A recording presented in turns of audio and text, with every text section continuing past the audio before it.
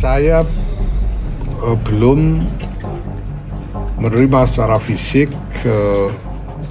surat apapun dari Suriah.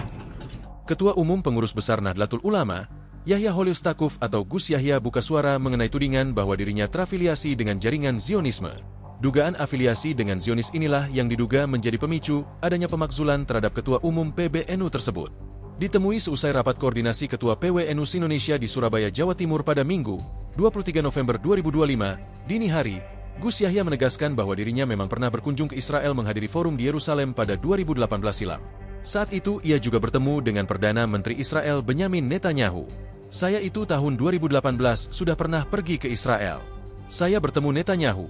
Saya bertemu dengan Presiden Israel. Saya bertemu dengan berbagai elemen di sana di dalam berbagai forum, kata Yahya Minggu 23 November dini hari.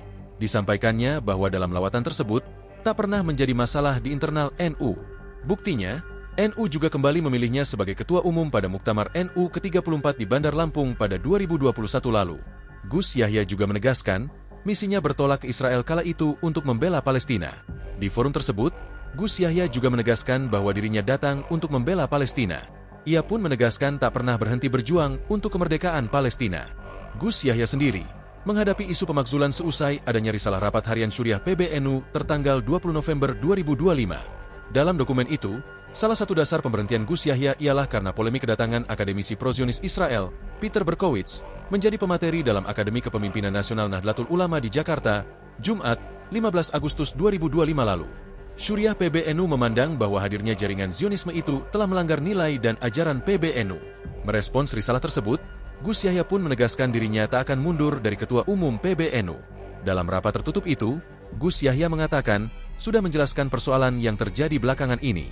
Gus Yahya menyatakan, hingga saat ini belum menerima dokumen fisik apapun secara resmi dari Syuriah termasuk hasil rapat beberapa waktu lalu yang meminta ia mundur sebagai Ketua Umum.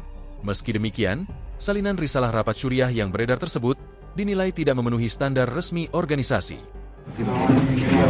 Oke, malam ini saya bertemu dengan PWNU dari seluruh Indonesia, Alhamdulillah, dan saya menjelaskan apa yang berlangsung dalam beberapa hari ini telah menjadi pembicaraan.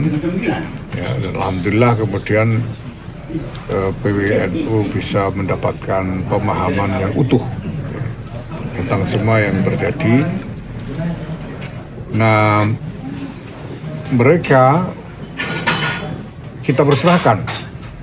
saya persilahkan untuk melakukan koordinasi di antara PBB untuk membuat kesepakatan di antara PBB menyikapi apa yang sedang berlangsung ini. Ya, jadi mereka akan bekerja sendiri secara independen. Kenapa? Karena NU ini bukan cuma milik PBNU, apalagi cuma miliknya Yahya Holil Stakuf saja. Ini milik semua orang, masing-masing yang menjadi pengurus di sebuah tingkatan itu punya tanggung jawab dan wewenangnya.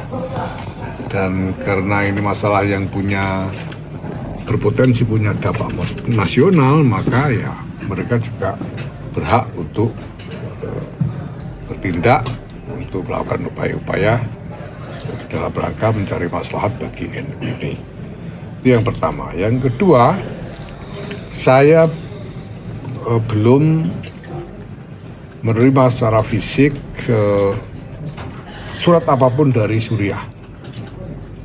Ya, sampai sekarang secara fisik saya belum menerima. Adapun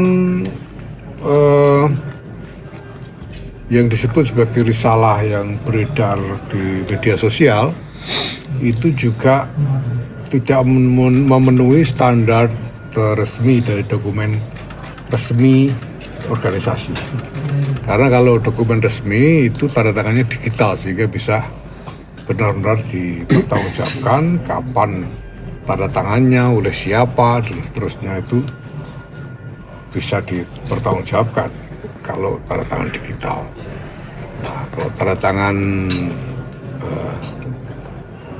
manual itu bisa saja, ya sekarang kan zaman begini kan gampang sekali membuat tanda tangan scan itu. Download Tribun X sekarang. Menghadirkan lokal menjadi Indonesia.